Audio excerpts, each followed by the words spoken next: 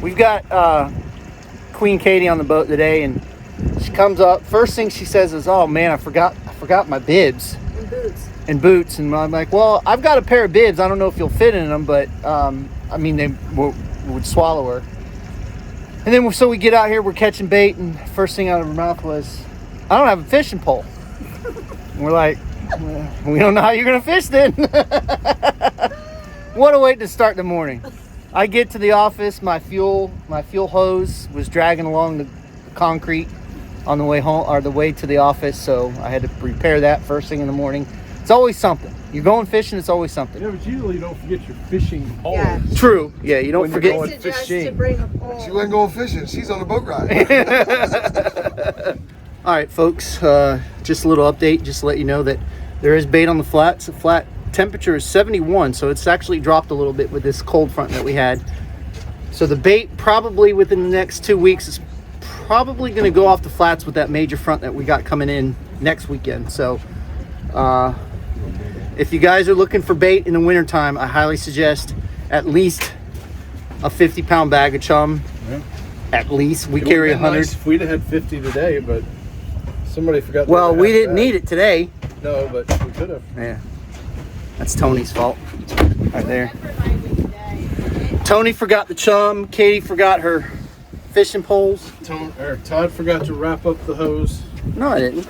You drug it on the ground. Oh, no, it. I don't know what happened with it. Anyway, we're going to go out to about the 50-foot range, 52. It's going to be a little bumpy on the way out, but it's supposed to lay down, so we'll see what happens. But there's birds diving everywhere. I don't know if you can see off in the distance. They're diving on bait. There's a ton of bait here. So let's see what we can do. All right, folks, we made it out here. We've been fishing for a little bit. We're coming up to the major feeding time in about 30 minutes. We've caught quite a few hogfish. Probably, I think we've caught well over 50 fish. I know that for a fact because we've been keeping count here lately, and we're up to like, I think 48 or 49. So with the fish that we caught before we started counting, we're probably close to 70, 75. But as you can see, it's a little bit on the bumpy side. As I explained, it was going to be on the bumpy side, but it's going to calm down. It is calming down just a little bit now. The power pole move trolling motor is really working wonders out here.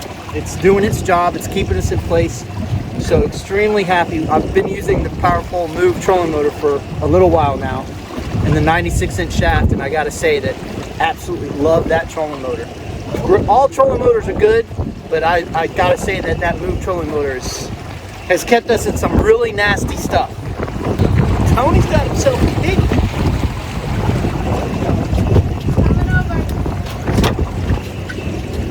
Today, folks, we're fishing at 49 feet of water. I actually stopped a little bit short because it was so rough this morning. I thought, you know what, let's try it. Because when Chad and I actually first started coming out here to fish for hogfish, we actually were gifted a couple of spots from a local captain, Captain John Gunter.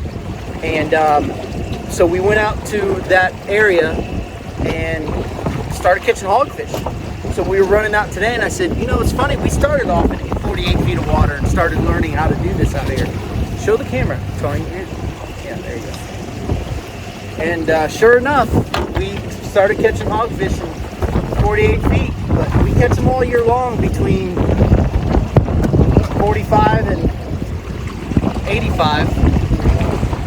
They're there, just most people like to run past them. What's going on over there?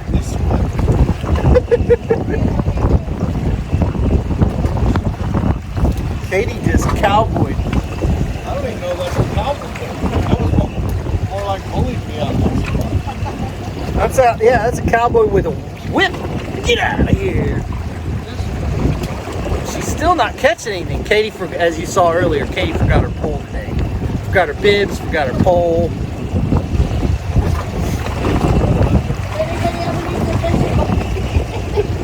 Have a what? If anybody ever needs a fishing buddy. At least she brought her own food, I think. Did you bring her own food? I did. Okay. Public sub. Chad, did you hear your phone ringing for a public sub? I didn't either.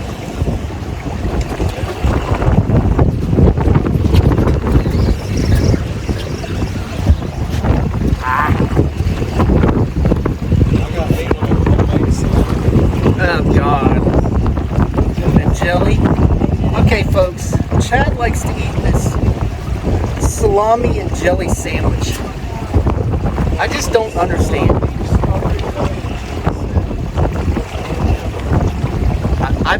I can honestly say I can't give you an opinion because I haven't tried it. But just the sound of it just does not sound good. But everybody that's actually tried it on the boat that Chad's let them try, they liked it. It's just odd. Odd. I think he Alright, I'll give you that one. So basically, folks, where we're kind of sitting right now is we're off the ledge a little bit. We caught some hogfish and things like that, but then the bite we had a lot of grunts, dealing with a lot of grunts. So I let us drift back a little bit, and I actually got in between two ledges. And when we did that, we started catching more hogfish and a little bit less grunts. So sometimes you just got to make slight adjustments on that piece of structure that you're fishing to get away from the grunts and get in, because we literally just couldn't get the bait. It was getting eaten before it hit the bottom, and those hogfish didn't have a chance. So we just adjusted probably about 25, 30 feet at the most, adjusted on that piece of structure, and got us off the grunts, and we caught some nice lanes like this, caught some nice hogfish. So I think we've only caught one short hogfish. So anyway, if you're on a piece of structure and you feel that the fish are there, you're catching a lot of grunts and stuff, bycatch, kind of move around just a little bit and see if you can't find that piece of structure that is holding those hogfish. Because like I said, a lot of times they like to sit in that sand and eat and root down in the sand. So a lot of times, like right now, in between two ledges. So I think they're on this hard bottom, and we kind of got them right. I think Katie's got a good one. Hoggy. You got a piggy? Piggy. I guess the lighter line is helping. Yep. No, it's not. That's bigger. It's bigger than that. What happened? Maybe the lighter line is helping. We just had to talk about it. There's Chad with the hoggy. And Tony with a gag. Tony with a gag. Party, party, party. Oh, well, let me get back here. No. You were fine. Hold on a minute. Chad, quit being jealous. He came up so easy, I thought he was nothing. And then he just didn't know he was even Folks, it's been one heck of a day. I think we're right at our 4-man limit of hogfish. The bite's been, it's only 2:48, so the bite's been really, really good today. Had one little short period that it wasn't like on, but most of the day it's been really good. Which is funny because that short period where it wasn't on was at the end of the major, right? Pretty much. No. The beginning of the major was not on. The end of the major, you guys were putting in hogfish. But anyway, if you guys don't follow the major and minor salooners, you definitely want to look into that. A lot of people ask me, what is that? That's actually just the moon being overhead, and underneath the earth is the major, which lasts 2 hours. And then when the moon is rising and setting, that lasts for an hour. So just kind of remember that. Those are 90% of the time, those times are pretty dead on. So I kind of fish by them religiously. Todd should try that. Nothing else has worked for him today. Drop a piece of roast beef down.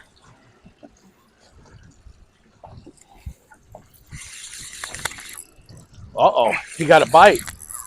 They must be thick. I haven't had a problem getting bites, Chad. I've just had a problem hooking fish.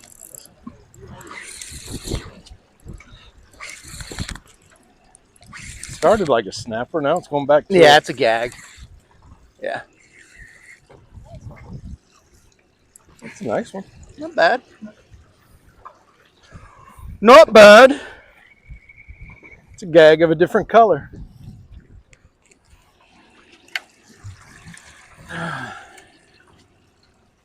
Now, Tony, your thumbnail just got replaced. Folks, we haven't caught a snapper all day long. And not a one. And then we've had areas where they were stacked up. You could tell by the machine that they were there, but just can't get them to eat. So basically, folks, what I'm doing is I'm taking these bigger, oh, Chad's on, these little bit bigger white baits, cutting the tails off and using them on a 1/4 ounce huggy jig. No, color does not matter. I tell people that all the time. Did he come off? Jesus Christ. Yep. This is a fishing show, not a let the fish go show. Says the guy that's done how many? I haven't let him go. I just haven't hooked him. I can't hook fish today. Chad's got him on a good one. Was that on a pinner, Chad? Yeah.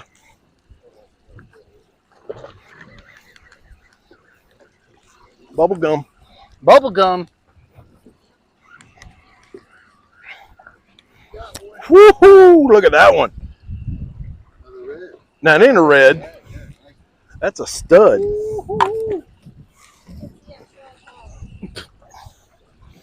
Show and tell. I may have just undone Todd's thumbnail.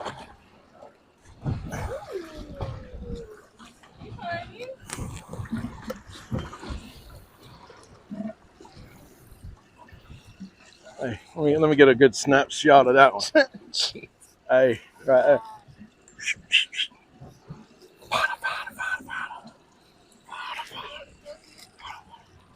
All right, no more. Ugh.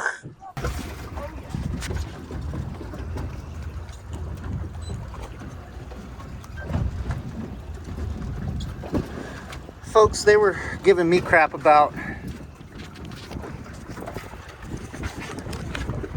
what? About catching gags. Why are you giving me grief about catching gags? And here you are, you and Tony, trying to scare them away. Woo! Tony just lost the one that just put him against the rails.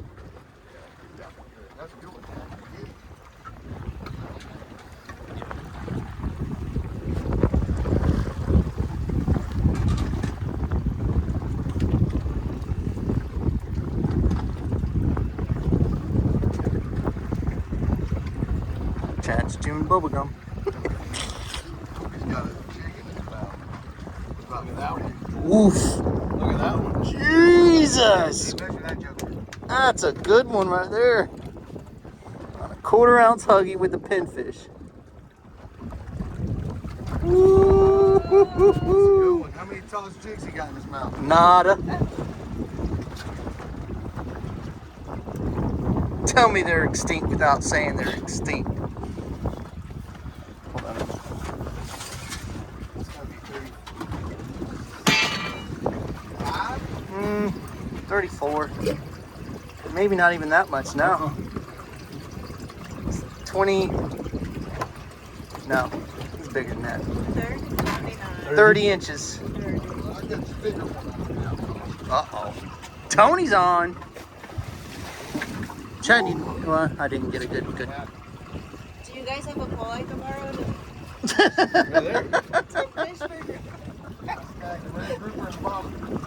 Jeez.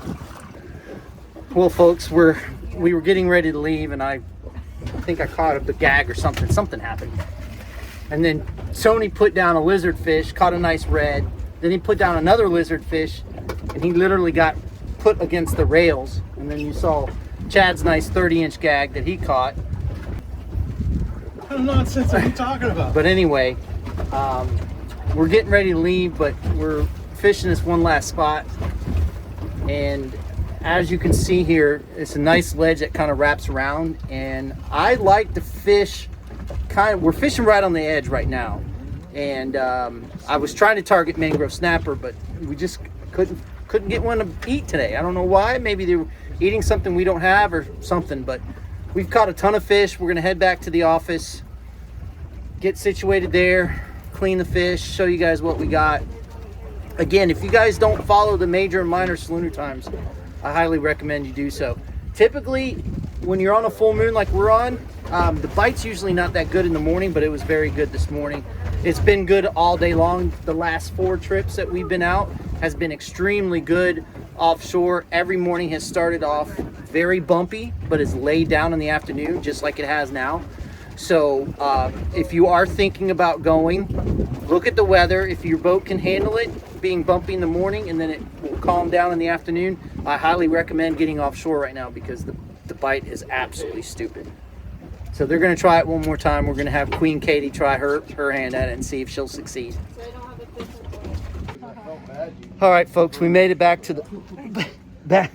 Don't make me step on you. I do not get the golden toilet seat award.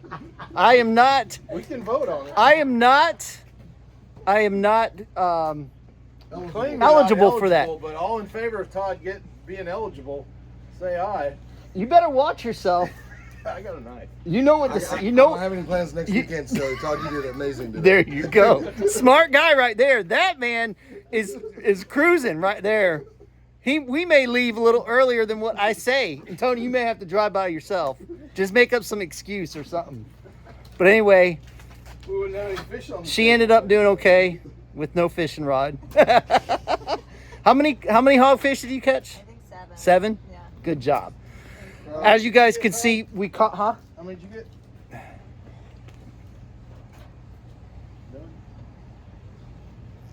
He's pushing. How many mangroves? None. The mangroves didn't eat today. You were really pushing your luck here, buddy. Your luck. I'm tired, dude. From what? Staying up. It was. I only had like Yeah, 3 it was a hours. little rough this morning. You It got was- to watch Mike Tyson spar last night. Yeah, right. Yeah, right. God, I can't believe you stayed up and watched that. Anyway, as you guys can see, we ended up with our 4-man limit of hogfish. Really good sized hogfish. Caught some porgies. Caught a god awful amount of grunts. But that's what happens when you're fishing for hogfish. We caught some really nice grouper up to 30 inches. Chad caught that 30-incher. Tony got railed by one. He was using a lizard fish, and it literally just put him against the gunnel and gone. Made him look like a little girl. So anyway, hopefully you guys get, again, I talk about different things, talk about an understanding of the slooners and what to look for when you're actually trying to understand those, because it took me a little bit to get an understanding for the slooners and understanding the major and minor feeding times, but now I have a really good grasp of it. 90 to 95% of the time they're dead on. So if you guys don't follow them, you might want to start looking at them, learn them, get used to it, because they're pretty dangerous when you're on fish and you know that they're about to eat. So anyway, again, I just want to say thanks to everybody for watching. We really, really appreciate it. Fish more, catch more, and we'll see you on the flip side.